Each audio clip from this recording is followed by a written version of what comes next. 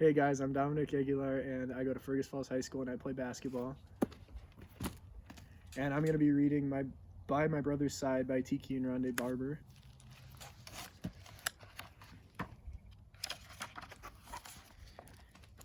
It was summertime at last, school was out, and baseball season was in full swing. Once Tiki and Rondé finished their chores, they could play until dinner time. The twins rode their bikes all over town, so just before lunch, off they went, side by side, as was the case in pretty much everything they did. Today they wanted to show their friend Jason a new secret place to ride bikes, a large open lot where workers were building a store. And since it was Saturday, the workers were gone. Bet you can't, said Jason. Can too, Rondé shot back. Watch this, you guys. As Tiki and Jason watched, Rondé slowly rode his dirt bike up and along the steep edge. Whoa there, Rondé thought. Easy does it. The bike zigged and zagged and bounced, but Rondé steadied himself and held on. See, said Rondé. Now you try if you're so good. Well, I'll show them, Tiki thought. He rode his bike to the far side of the huge dirt pile, and he popped a wheelie, and then he started up the hill. He stood high on the pedals, pushing with all of his might. The bike wheels spun wildly, spitting up dirt. Then the loose dirt on the hill's edge suddenly gave way. Tiki toppled sideways, over the handlebars, down, and burned out.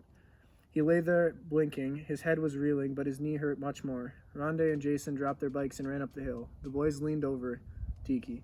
Rondé pointed out, "It's bleeding bad. I even see something white. I think it's the bone."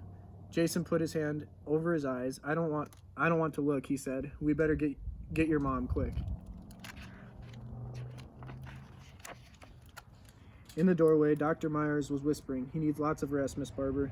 Tiki called from his bed, "Mom, I'm bored." Tiki's mother looked the doctor in the eye. "What about his leg, doctor? Will he be able to run, like Rondé and the other kids?" For a moment she remembered, when the twins were born, smaller than most babies, and how the doctor at the hospital had told her to take special care of them. She had thought then, like now, that no matter what the boys would always have each other. "It's a serious injury," Dr. Myers answered. "I'm not sure he'll ever play sports again." Mrs. Barber glanced at her son. "Please, let's not tell him anything like that," she said as she and the doctor walked slowly toward the front of the house. On the way to the door, Rondé raced past them. "Hi, Mom," heading to the boys' room.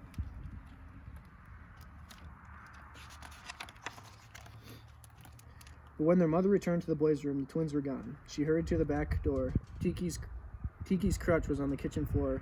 Their mother looked at the window and saw Rondé on the street, tossing a baseball to his brother, who was hobbling and hopping on one leg, but still managing to catch and throw the ball. "Inside at once, both of you."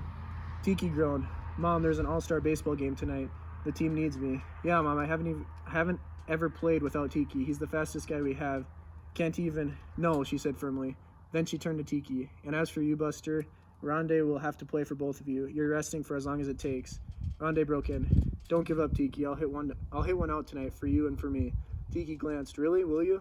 "Promise," Rondé said with a grin, "for both of us." July was long and hot. Whenever Rondé would go out to play baseball, Tiki would say, "Maybe I could just..." "Not today," Tiki's mother would respond, and he knew what she meant.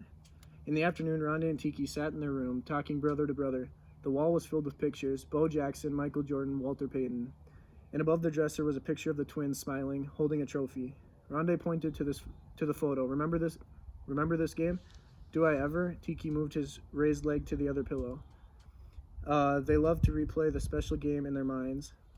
The county Super Bowl, Pee Wee Leaguers, the Cave Spring Vikings, their funny purple uniforms. Remember what Coach always said, Rondé is number 21 and Tiki is 22, because R comes before T, and this is how I can tell you apart. Both boys burst out laughing. "And remember that great big kid on the Browns?" Tiki said. "I thought he'd run over us like a truck." "Me too, but the bigger they are, the harder they fall. Just ask Coach Mike." In the field, when he had run for a long touchdown, "I thought I'd never reach the goal line." "But you did, and we stuck together and won." "Remember the song they played over the loudspeaker afterward?" Rondé asked him. "We are the champions. I can still hear it." August was better, just a little. Baseball season was winding down, and for Tiki it was still the longest summer he could remember. Rondé dug in at the plate. Tiki sat in the dugout with his legs stretched out, cheering on his brother. Rondé rode his bike. Tiki sat under a tree, waiting for his brother to come around the block one more time. Rondé practiced his sprints. Tiki watched, counting the weeks until football practice would begin. Rondé walked fast. Tiki limped behind. Come on, Tiki, you can do it. I know you can. We're supposed to meet Chris in 5 minutes. I'm trying. Wait up. You know I won't leave you behind. Tiki's mother would tell him stories about when the boys were very little and how the doctor had told her they shouldn't ever play too hard. You two were never the biggest for your age, but you always worked hard at what you loved, and look at you now, their mother laughed, playing all the time. Look at him now, Tiki grumbled, pointing to Rondé. I'm sure I'll never run fast again, and football practice starts in 2 weeks. Their mother paused. Remember when you both tried out for the basketball team and didn't make it? You didn't quit then, did you? Tiki was silent. It's like I've always told you, believe in yourself and others will too, she said softly. Wait and see. Finally, the doctor gave his orders, no more brace. Tiki bent his knee back and forth. Go slowly, the doctor said. Take it easy. Let's go outside, Rondé whispered. Rondé took the old football out of the closet and passed to his brother. It was the first football the twins had ever owned, a gift from their grandmother. It was a rough, now scratched and worn, but it felt good in Tiki's hands. They hurried downstairs and outside to the parking lot. They warmed up, passing the ball back and forth. Go out, Rondé said. I'll hit you. Tiki moved gingerly on his stiff leg over the pavement. Rondé faded back, calling out, sounding like a sports announcer. Rondé Barber looks for a receiver. He spots his brother near the 10-yard line. A perfect spiral, bullseye, caught by Tiki Barber. Tiki called back to his brother in his own announcer's voice. He waved the football over his head as both boys shouted at the same time, touchdown. Then September arrived. Tiki felt stronger and stronger. Football practice was every afternoon, even on the hottest days, but the boys didn't mind. They were teammates and together again. Before practice, Rondé and Tiki sat under the bleachers with their notebooks spread out. Homework first, their mom always said. It's not hard if you do a little every day. Rondé worked on math, his favorite subject. Tiki read his history book. Sometimes he liked to dream of becoming an astronaut. Finally, a whistle sounded. The twins ran out with the others to the center of the green field. At practice, they always ran everywhere. One of Coach Mike's favorite sayings was, only 2 people walk here, Coach Mike and the mailman.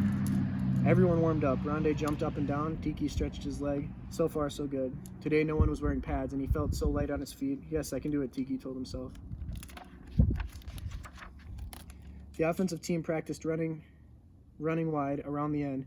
Tiki sprinted outside and tiptoed down the sideline again and again. But just before practice was over, racing back, he slipped and fell. Rondé was there first, looking down with a frightened gaze. You all right? Tiki felt his leg. Okay, he said, smiling. Yeah, okay. Rondé reached out a hand and pulled his brother up. Together they ran back to the huddle. After practice, they climbed to the top of the bleachers, waiting for their mom. Below them, the field was empty. Rondé looked down. Do you ever think of us playing in a big stadium? He asked Tiki, in front of a great big crowd. Really big? Yeah, Super Bowl, like that. That would be so cool, Tiki said. Coach Mike says that I know, he told me, we have to keep working at it. Every day, play our best. Know what I think? Rondé asked his brother. What? Tiki replied. Rondé grinned and held up his hand. Let's go for it. The twins high-fived just as they heard a car horn. They jumped down the wooden rows, 2 at a time, and raced to their car. What's up with you two? Their mom asked as they piled into the back seat. We were just talking. About? Oh, about stuff. About becoming really, really good football players. Yeah, about even playing in the Super Bowl. Their mother smiled as she started the car. Well, she said, maybe if you work hard enough. Saturday morning, game time at last. The twins' small faces stared out from underneath their helmets. Their mom was there, as always, watching, cheering. The boys looked up at their mother. Give it your best, she said. Don't forget, play proud. The opponents were going to kick off. The receiving team raced onto the field. Rondé and Tiki were farther back, deep, side by side. The kicker raised his hand. He moved forward with short steps. The football soared high in the air, end over end. Yours, Rondé called out as Tiki circled underneath it. Follow me, to the left, all the way. Tiki opened his arms and caught the ball. Play proud. He was racing now with Rondé just beside him, their feet flying over the grass. Tiki and Rondé, Rondé and Tiki, together, all the way. Champions. Brothers, side by side.